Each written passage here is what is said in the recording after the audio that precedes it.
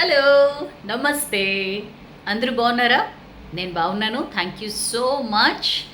నేను లాస్ట్ వీడియోలో స్కిన్ కొంచెం ప్రాబ్లం వచ్చింది అని చెప్పాను. చాలామంది అడుగుతున్నారు వాట్ హ్యాపెండ్ అని. నథింగ్ అండి, ఇట్స్ జస్ట్ లైక్ చాలా క్యాజువల్గా జరుగుతూ ఉంటాయి స్కిన్ ప్రాబ్లమ్స్ అనేవి. సో అదేదో కెమికల్స్ వల్ల దానివల్ల కాదు. ఎందుకు వచ్చిందో తెలియదు, బట్ ట్రీట్మెంట్ తీసుకుంటున్నాను. బెటర్మెంట్ కనిపిస్తోంది. Thank you so much for your concern and care. And yes, atomic habits అని ఒక మంచి బుక్ చదువుతున్నా తెలుసా. చాలా చాలా బాగుందండి. చాలా సింపుల్ ఇంగ్లీష్ అండ్ మనం చాలా నేర్చుకోవచ్చు ఈ బుక్ నుంచి. దానిలోంచి ఒక ఒక ఒక ఒక విషయం నేను మీతో షేర్ చేసుకుందాం అని చెప్పి వచ్చాను. హ్యాబిట్స్. ఇప్పుడు దీనిలో ఏంటంటే టైనీ చేంజెస్, రిమార్కబుల్ రిజల్ట్స్. మనం ఏదైనా సరే అలవాట్లు, ఏదైనా ఒకటి అలవాటు చేసుకోవడానికి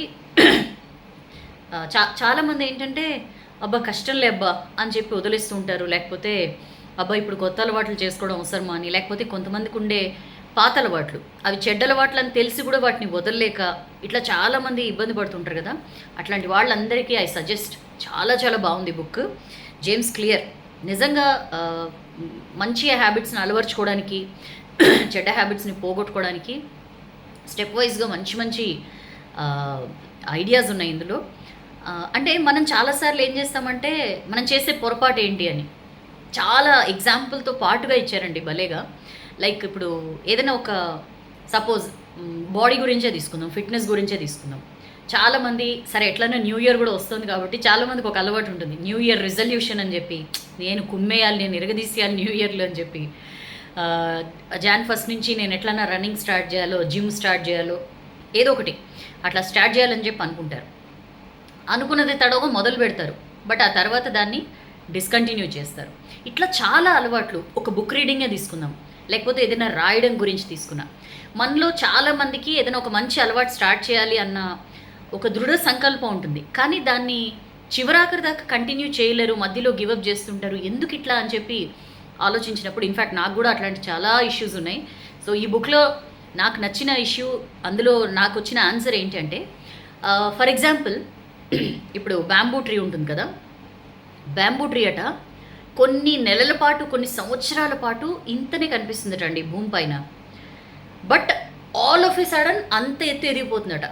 సో ఈ కొన్ని నెలల పాటు, సంవత్సరాల పాటు మరి బ్యాంబూ ట్రీ ఏం చేసింది అంటే కింద తన ఫౌండేషన్ని పటిష్టం చేసుకుంటుందట.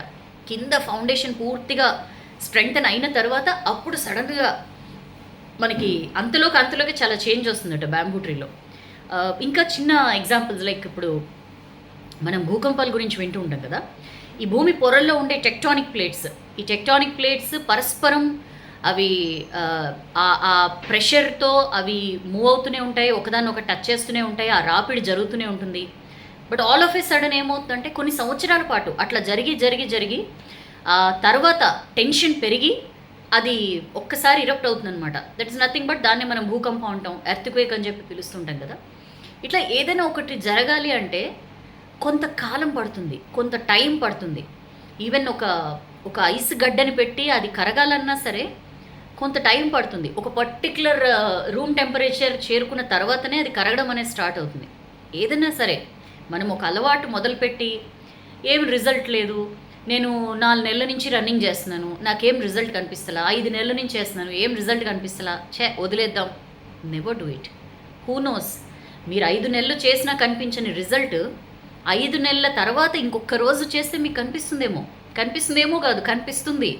జస్ట్ లైక్ మనకి బ్యాంబూ ట్రీ ఎగ్జాంపుల్ ఎట్లయితే తీసుకున్నామో, ఏదైనా సరేనండి ఆ చేంజ్ రావడానికి, మనం ఏ చేంజ్ కోసమైతే ఒక అలవాటుని చేసుకుంటామో అది రావడానికి జస్ట్ 1 more అంటారు కదా, 1 more. ఏదైనా సరే మనం ఇప్పుడు గతంలో మనం ఒక స్టోరీ చెప్పుకున్నాం. ఒక పెద్ద రాయిని కొడుతూ ఉంటాడు ఒక అతను, అది ఎంత కొట్టినా పగలదు, అయినా సరే గివప్ చేయకుండా కొడతాడు, పగులుతుంది. ఆ రాయి ఎవరైతే ఇతనికి ఇచ్చారో అతను ఆశ్చర్యపోతాడు, అరే నేను ఎంత ట్రై చేసినా, ఎంతమందికి ఇచ్చినా అది పగలగొట్టలేకపోయారు, ఇతను ఎట్లా పగలగొట్టాడు అని చెప్పి. వాళ్ళందరూ కొట్టి కొట్టి కొట్టి కొట్టి కొట్టి దానికి ఏదైతే పగలడానికి అవసరమైన ఆ సిచ్యుయేషన్లోకి ఆల్రెడీ ఆ రాయి వచ్చేసింది. సో ఇతను కొట్టి కొట్టి కొంచెం ప్రయత్నించేసరికి ఆ రాయి పగిలిపోయింది. ఆ గ్రేట్నెస్ ఇతనిది కాదు, వాళ్ళందరూ కొట్టి గివప్ చేశారు. సో ఎప్పుడైనా సరే ఎవరైనా ఒకటి అచీవ్ చేసిన తర్వాత అబ్బా ఏం స్టార్ అబ్బా సూపర్ అచీవర్ అబ్బా అని చెప్పి మనం అనుకుంటాం. కానీ దాని వెనకాల కొన్ని కొన్ని ఏళ్ల లేకపోతే కొన్ని నెలల శ్రమ దాగుంటుంది. సో ఇదంతా ఎందుకు చెప్తున్నానంటే, ఏదైనా ఒక అలవాటు చేసుకున్న తర్వాత దాన్ని ఎప్పటికీ వదిలిపెట్టకండి. ఒక మంచి అలవాటు దాని తాలూకు రిజల్ట్స్ మీకు రావాలి అంటే it will take time.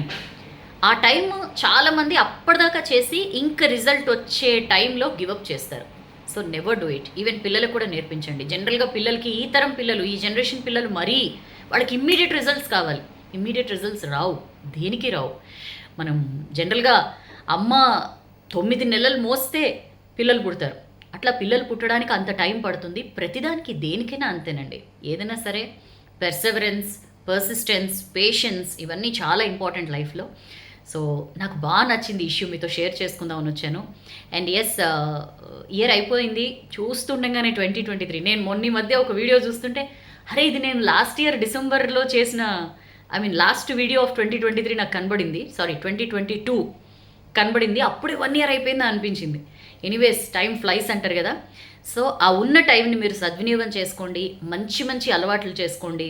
And నేను ఇందాక చెప్పినట్లు ఏదైనా ఒక అలవాటు చేసుకున్న తర్వాత దాన్ని ఎప్పటికీ గివప్ చేయకండి. మంచి అలవాట్లు చేసుకుంటూ ఉండాలి. చెడ్డ అలవాట్లను అట్లనే వదిలించుకోండి. చెడ్డ అలవాట్లు వదిలించుకోవడం కూడా చాలా ఇంపార్టెంట్. దానికి కూడా చాలా డిటర్మినేషన్ ఉండాలి. అండ్ మీ లైఫ్లో ఈ డిటర్మినేషన్, ఈ పేషెన్స్, పర్సిస్టెన్స్, కాన్ఫిడెన్స్, ఇంకా నేను ఏదైనా చేయగలను అన్న సెల్ఫ్ కాన్ఫిడెన్స్, అండ్ ఇంకా విల్ పవర్, ఇట్లాంటివన్నీ ఆ దేవుడు మీకు ఇవ్వాలి అని చెప్పి మనస్ఫూర్తిగా మీ సౌజన్య కోరుకుంటోంది. అండ్ ఎస్, ఎప్పుడు చెప్పేదే, మీరు ఎవరికైనా మంచి చేయకపోయినా పర్వాలేదు, బట్ ఎవ్వరికి కూడా తెలిసి చెడు మాత్రం చేయకండి. మన చాలాసార్లు చాలా స్టోరీస్లో చెప్పుకున్నాం. సో ఈ వాల్యూస్ అన్నీ మీకు లైఫ్లో ఎక్కడో అక్కడ యూజ్ అవుతున్నాయని అనుకుంటున్నాను. ఒకసారి లైవ్ సెషన్కి రావాలి, బట్ టైం సపోర్ట్ చేయట్లా. బట్ జల్దీ కలుద్దాం, ఒక లైవ్ సెషన్లో కలుద్దాం. నాకు కూడా మీతో మాట్లాడాలని ఉంది. చాలా చాలా కాలం అయిపోయింది. ఐ థింక్ లాస్ట్ 1 ఇయర్లో అసలు నేను ఒకసారి కూడా లైవ్కి రాలేదనుకుంటా. బట్ నేను ఒక స్ట్రాంగ్ ఒకటి, నాకు ఈ రిజల్యూషన్స్ మీద నమ్మకం ఉండదు. ఏదైనా చెయ్యాలి అంటే వెంటనే చేసేస్తాను, నేను చేయడానికి ప్రయత్నిస్తాను.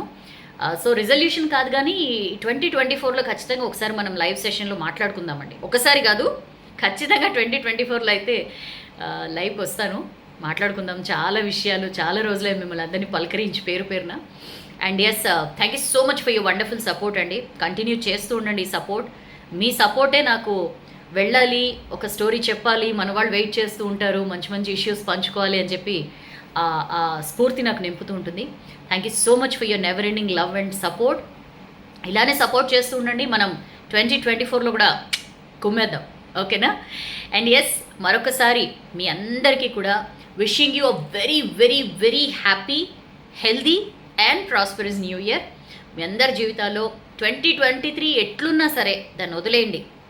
ఇట్స్ గాన్, ఇంకా అయిపోయింది. 2024ని కొత్త ఉత్సాహంతో, కొత్త ఆశలతో, కొత్త కళలతో, రెట్టించిన ఉత్సాహంతో స్టార్ట్ చేయండి. అంతా బాగా జరుగుతుంది, ఓకే? సర్వేజన సుఖినో భవంతు. ఈ స్టోరీ, ఈ విషయం నేను చెప్పింది మీకు నచ్చితే డెఫినెట్లీ లైక్ చేయండి. అండ్ ఒకవేళ బాగా బాగా బాగా నచ్చేస్తే షేర్ చేయడం మర్చిపోకండి. అండ్ ఎస్, మరొకసారి చెప్తున్నాను, take care of your self and your loved ones. ఈ విషయాలు పిల్లలకి చెప్పండి. ఒక మంచి జనరేషన్ని మనం తయారు చేసిన వాళ్ళు అవుతాం. Thank you so much. మళ్ళీ న్యూ ఇయర్లో 2024లో కలుద్దాం, okay? Bye. This is your Sowjanya signing of.